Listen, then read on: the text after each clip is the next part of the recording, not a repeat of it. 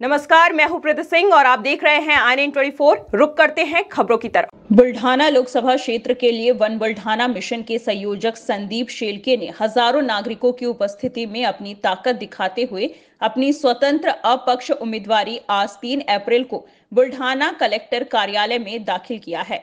इस बार महिलाओं की बड़ी संख्या देखने को मिली। संसद प्रताप राव जाधव और किसान नेता रविकांत तुपकर ने सभा लेते हुए अपनी उम्मीदवारी दाखिल की है।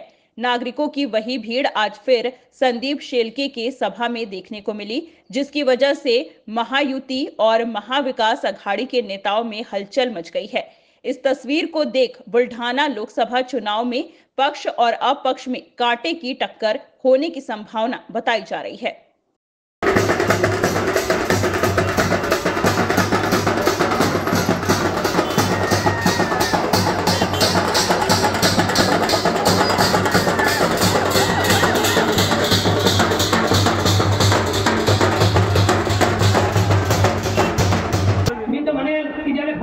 समजत नाही पत्र त्याच्या हाती देऊन टाकले कामगार हाती देऊन टाकले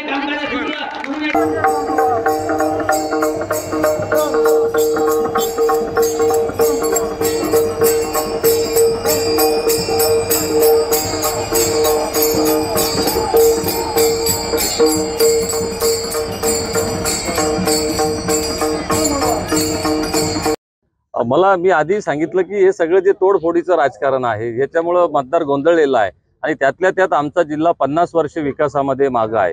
35 वर्ष राखीव वर्गामध्ये इथली जागा होती।